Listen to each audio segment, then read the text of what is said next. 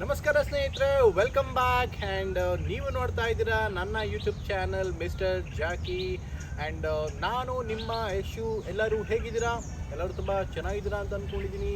So ಇವತ್ತಿನ ವಿಡಿಯೋದಲ್ಲಿ ಸ್ನೇಹಿತರೆ, ನಿಮ್ಮ ಒಂದು ಮಾರುತಿ 800 ಗಾಡಿಗೆ ಒಂದು HID ಫಾಗ್ ಲ್ಯಾಂಪ್ನ ಹೇಗೆ ಫಿಟ್ ಮಾಡ್ಬೋದು ಅಂತ ನಾನು ನಿಮಗೆ ಈ ವಿಡಿಯೋದಲ್ಲಿ ತೋರಿಸ್ಕೊಡ್ತೀನಿ. ಸೊ ಇದನ್ನು ಎಲ್ಲಿ ಪರ್ಚೇಸ್ ಮಾಡಬೇಕು, ಇದ್ರ ಬೆಲೆ ಎಷ್ಟು, ಇದು ಹೇಗೆ ನಮ್ಮ ಒಂದು ಗಾಡಿಗೆ ಫಿಟ್ ಮಾಡ್ಬೋದು, ಪ್ರತಿಯೊಂದು ಡೀಟೇಲ್ಸ್ ಕೂಡ ನಿಮಗೆ ಈ ವಿಡಿಯೋದಲ್ಲಿ ಕೊಡ್ತೀನಿ. ಸೊ ತಡ ಮಾಡೋದು ಬೇಡ, ಸ್ಟಾರ್ಟ್ ಮಾಡೋಣ ಬನ್ನಿ. ನೋಡಿ, ಇದೇ ಒಂದು ನಮ್ಮ ಮಾರುತಿ 800 ಫಿಟ್ ಮಾಡಿದ್ದೊಂದು HID ಫಾಗ್ ಲ್ಯಾಂಪ್. ಸೊ ಕೆಲವರು ಇದನ್ನು HID ಲೈಟ್ಸ್ ಅಂತಾರೆ, ಕೆಲವರು ಫಾಗ್ ಲ್ಯಾಂಪ್ಸ್ ಅಂತಾರೆ, ಕೆಲವರು ಚರ್ಚ್ ಲೈಟ್ ಅಂತಾರೆ. ಸೊ ಈ ಒಂದು ಪ್ರಾಡಕ್ಟಿನ ನೇಮ್ ಬಂದು ಜಿಯಾನ್ ಲೈಟ್ಸ್ ಅಂತ ಅಂದ್ಬಿಟ್ಟು ಅಂತ ನೀವು ಗಮನಿಸ್ಬೋದು ಸ್ನೇಹಿತರೆ. ಅಲ್ಲಿ ನಿಮಗೆ ಒಂದು ಲೈಟ್ ಕಾಣ್ತಾ ಇದೆ ನೋಡಿ, ಇದು ಒಂದು ನಿಮಗೆ ಬಲ್ಪ್ ಆಗಿದೆ. ಈ ಬಲ್ಪ್ ನಿಮಗೆ H3600 ಪ್ರೊಜೆಕ್ಟರ್ ಬಲ್ಪ್ ಆಗಿರುತ್ತೆ. ಸೊ ಇದು ಬಂದು ನಿಮಗೆ ನೋಡಿ ಅಡ್ಜಸ್ಟ್ಮೆಂಟ್ ಕೊಟ್ಟಿರ್ತಾರೆ. ಸೊ ಈ ಅಡ್ಜಸ್ಟ್ಮೆಂಟ್ ನಿಮಗೆ 150 ಡಿಗ್ರಿವರೆಗೂ ನೀವು ಕ್ಲ್ಯಾಂಪಲ್ಲಿ ಕೂರಿಸಿ ಲೈಟ್ನ ಅಡ್ಜಸ್ಟ್ ಮಾಡ್ಬೋದು. ಹಾಗೆ ಇದು ಬಂದು ನಿಮಗೆ 12 ವಾಟ್ಸ್ ಆಗಿರುತ್ತೆ ಈ ಲೈಟ್ ಬಂದು ನಿಮಗೆ. ಸೊ ಇದು ನಿಮಗೆ ಎರಡು ಥರ ಪ್ರಾಡಕ್ಟ್ ಬರುತ್ತೆ. ಒಂದು 7 ಇಂಚ್ದು ಒಂದು ಬರುತ್ತೆ ಮತ್ತು ಇನ್ನೊಂದು 9 ಇಂಚ್ದೊಂದು ಬರುತ್ತೆ. ಸೊ ನಾವು ಹಾಕ್ಸಿರೋದು 7 ಇಂಚು. 9 ಇಂಚು ನಿಮಗೆ XUV ಅಥವಾ ನಿಮ್ಮ ಮಹೇಂದ್ರ ತಾರು ಆ ಥರ ವೆಹಿಕಲಲ್ಲಿ ನೋಡ್ಬೋದು. ಸೊ 7 ಇಂಚು ನಮ್ಮ ಒಂದು ಮಾರುತಿ 800ಗೆ ದ ಬೆಸ್ಟ್. ನಿಮಗೆ ಲುಕ್ಕಿಯಾಗೂ ಬರುತ್ತೆ, ಅಷ್ಟೊಂದೇನು ವೆಯ್ಟ್ ಬರೋಲ್ಲ. ನೀವು ಗಮನಿಸ್ಬೋದು, ಇದು ಆಲ್ಮೋಸ್ಟ್ ನಿಮಗೆ ಒಂದು 300 ರಿಂದ 400 ಗ್ರಾಮ್ ಬರ್ಬೋದು. ಸೊ ಅದೇ ನೀವು 9 ಇಂಚ್ ಹಾಕಿದ್ರೆ ನಿಮಗೆ ಒಂದು ಅರ್ಧ kg ಬರ್ಬೋದು. ಗಮನಿಸ್ಬೋದು ನೀವು, ಪ್ರಾಡಕ್ಟ್ ತುಂಬ ಚೆನ್ನಾಗಿದೆ. ಸೊ ಈ ಪ್ರಾಡಕ್ಟು ಇನ್ನೊಂದು ಡಿಫಾಲ್ಟ್ ಏನು ಅಂತಂದರೆ ನೋಡಿ ಸ್ನೇಹಿತರೆ, ಇದು ನಾವು RTOದಲ್ಲಿ ಹಾಕ್ಸ್ಲಿಕ್ಕೆ ಪರ್ಮಿಷನ್ ಇಲ್ಲ.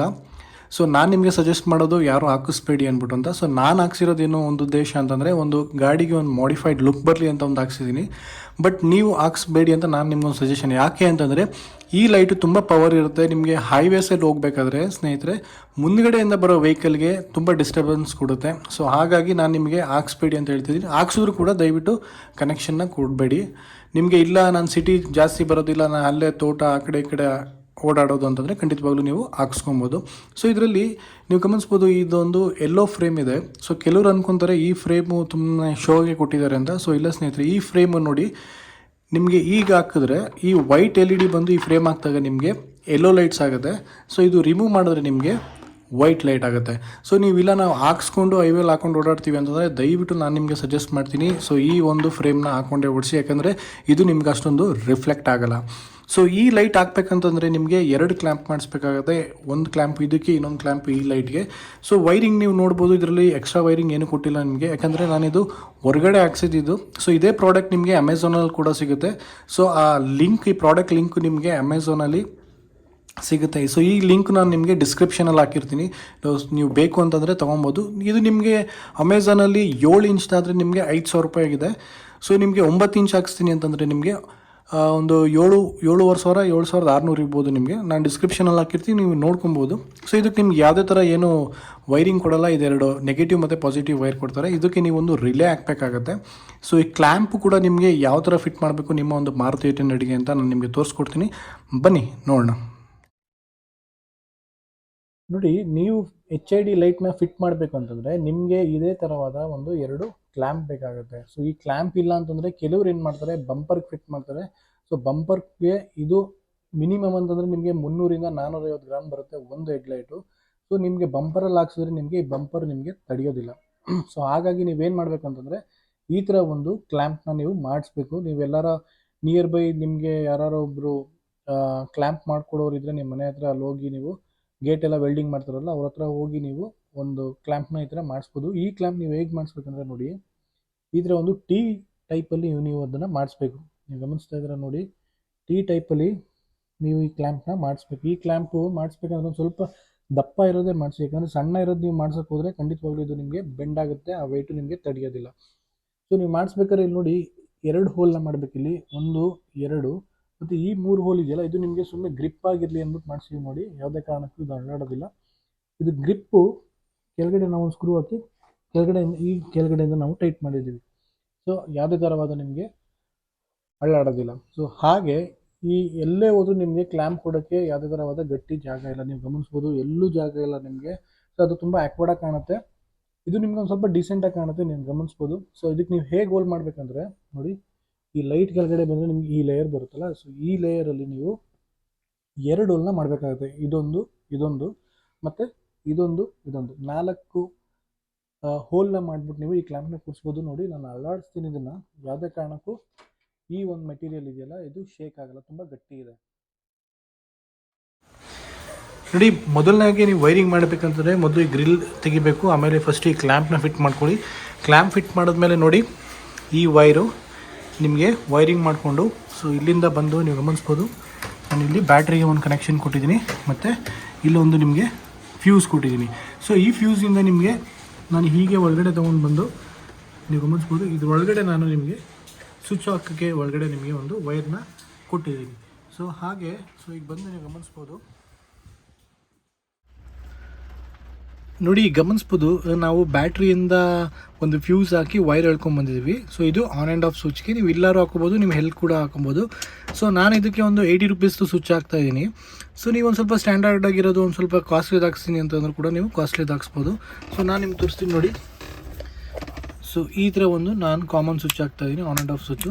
ಸೊ ನಿಮ್ಮ ಒಂದು ಗಾಡಿಗೆ ನೀವು ಹೇಗೆ ಕೂಡ ನೀವು ಹಾಕ್ಸ್ಕೊಬೋದು. ಸೊ ನೋಡಿ, ನೆಗೆಟಿವ್ ಪಾಸಿಟಿವ್ ಇದೆ, ಇಲ್ಲಿಗೆ ಹಾಕ್ಬಿಟ್ಟು ಕನೆಕ್ಷನ್ ಕೊಡೋದಷ್ಟೇ. ಸೊ ಈ ಥರ ಸ್ಕ್ರೂ ತೆಗೆದು ನೀವು ಈ ರಬ್ಬರ್ ಮೇಲ್ಗಡೆ ಲೇಯರ್ ಬರಬೇಕು, ಬಂದು ನೋಡಿ ಹೀಗೆ ಟೈಟ್ ಮಾಡಬೇಕು.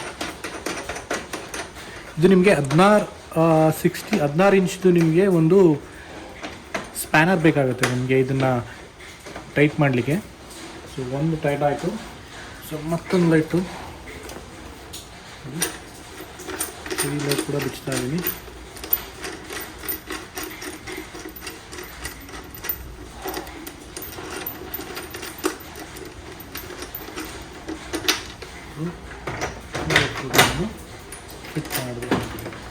ಫಿಟ್ ಮಾಡಿ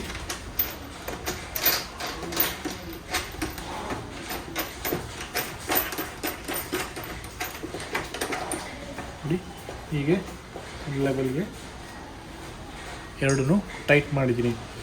ಸೊ ಇದನ್ನು ಸ್ಪ್ಯಾನರ್ ಕೂಡ ಟೈಟ್ ಮಾಡ್ತೀನಿ.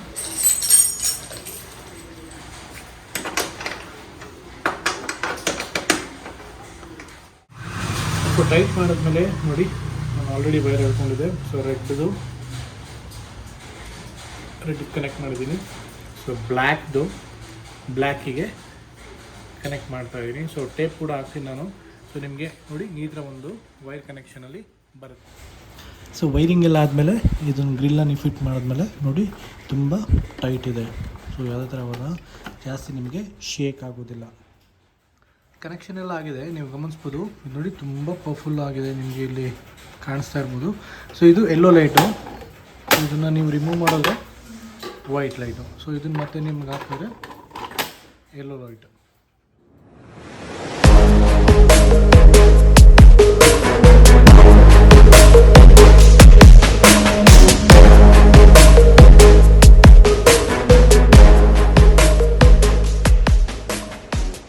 ನೋಡಿದ್ರಲ್ಲ ಸ್ನೇಹಿತರೆ, ನಿಮ್ಮ ಒಂದು ಮಾರುತಿ 800 ಗಾಡಿಗೆ ನೀವು ಹೇಗೆ ಒಂದು HID ಫಾಗ್ ಲ್ಯಾಂಪ್ನ ನೀವು ಫಿಟ್ ಮಾಡಿಸ್ಕೋಬೋದು ಅಂತ ನಾನು ನಿಮಗೆ ಸಜೆಸ್ಟ್ ಮಾಡ್ತೀನಿ. 100ರಲ್ಲಿ 80% ದಯವಿಟ್ಟು ಈ ಲೈಟ್ನ ಹಾಕ್ಸ್ಕೊಳಕ್ಕೆ ಹೋಗಬೇಡಿ. ಯಾಕೆ ಅಂತಂದರೆ ಈ ಲೈಟು RTOದಿಂದ ನಮಗೆ ಯಾವುದೇ ಥರವಾದ ಅಪ್ರೂವ್ಡ್ ಇಲ್ಲ ಸ್ನೇಹಿತರೆ. ಹೈವೇಸಲ್ಲಿ ಹೋದಾಗ ಖಂಡಿತವಾಗ್ಲೂ ನಿಮಗೆ RTOದವರು ಫೈನ್ ಹಾಕೋ ಚಾನ್ಸಸ್ ತುಂಬ ಇದೆ ಸ್ನೇಹಿತರೆ. ಸೊ ನಾನು ಹಾಕ್ಸಿರೋ ಉದ್ದೇಶ ಏನು ಅಂತಂದರೆ, ನನ್ನ ಒಂದು ಗಾಡಿಗೆ ಸ್ಪೋರ್ಟಿ ಲುಕ್ ಬರಲಿ ಅಂತ ಅಂದ್ಬಿಟ್ಟು ಅಂತ ಹೈವೇಸಲ್ಲಿ ನಾನು ಈ ಲೈಟ್ನ ಆನ್ ಮಾಡಲ್ಲ. ಯಾಕೆ ಅಂತಂದರೆ ಈ ಲೈಟು ಆಪೋಸಿಟ್ ಬರೋ ವೆಹಿಕಲ್ಗೆ ತುಂಬ ರಿಫ್ಲೆಕ್ಟ್ ಆಗುತ್ತೆ. ಸೊ ಅವ್ರಿಗೆ ಡ್ರೈವ್ ಮಾಡೋದಕ್ಕೆ ತುಂಬ ಕಷ್ಟ ಆಗುತ್ತೆ. ಸೊ ಇದೇ ಪಾಲಿಸಿನ ನೀವು ಮೇಂಟೈನ್ ಮಾಡಿ. ನೀವೇನಾದ್ರು ನಿಮ್ಮ ಗಾಡಿಗೆ ಹಾಕ್ಸ್ಕೊತೀನಿ ಅಂತಂದರೆ ದಯವಿಟ್ಟು ಹೈವೇಸಲ್ಲಿ ಈ ಲೈಟ್ನ ಅವಾಯ್ಡ್ ಮಾಡಿ. ಯಾಕಂತಂದರೆ ಮುಂದ್ಗಡೆ ಬರ್ತಾರೋ ವೆಹಿಕಲ್ಗೆ ತುಂಬಾ ಡಿಸ್ಟರ್ಬೆನ್ಸ್ ಆಗುತ್ತೆ. ಸೊ ಈ ವಿಡಿಯೋದಲ್ಲಿ ನಿಮ್ಗೆ ಏನಾದ್ರು ಡೌಟ್ ಇತ್ತು ಅಂತಂದರೆ ನನ್ನ ಇನ್ಸ್ಟಾಗ್ರಾಮ್ ಅಕೌಂಟ್ ಇದೆ, ಅದರಲ್ಲಿ ನೀವು ನನಗೆ ಮೆಸೇಜ್ ಮಾಡಿ. ಆ್ಯಂಡ್ ನನ್ನ ವಿಡಿಯೋ ನಿಮಗೆ ಇಷ್ಟ ಆಯಿತು ಅನ್ಕೋತೀನಿ. ಇಷ್ಟ ಆಗಿದರೆ ದಯವಿಟ್ಟು ಲೈಕ್ ಮಾಡಿ, ಶೇರ್ ಮಾಡಿ ಆ್ಯಂಡ್ ಸಪೋರ್ಟ್ ಮಾಡಿ, ಕಾಮೆಂಟ್ ಮಾಡಿ. ಸೊ ಇಲ್ಲಿವರೆಗೂ ನನ್ನ ಚಾನಲ್ಗೆ ಯಾರಾದರೂ ಸಬ್ಸ್ಕ್ರೈಬ್ ಆಗಿಲ್ಲ ಅಂತಂದರೆ ದಯವಿಟ್ಟು ಸಬ್ಸ್ಕ್ರೈಬ್ ಆಗಿ ಆ್ಯಂಡ್ ಬೆಲ್ ಐಕನ್ನ ಮರೀದೆ ಪ್ರೆಸ್ ಮಾಡಿ. ಸೊ ಮತ್ತೊಂದು ವಿಡಿಯೋದಲ್ಲಿ ಮತ್ತೆ ಸಿಗ್ತೀನಿ. ಅಲ್ಲಿವರೆಗೂ ಶುಭ ದಿನ. ಜೈ ಹಿಂದ್, ಜೈ ಕರ್ನಾಟಕ.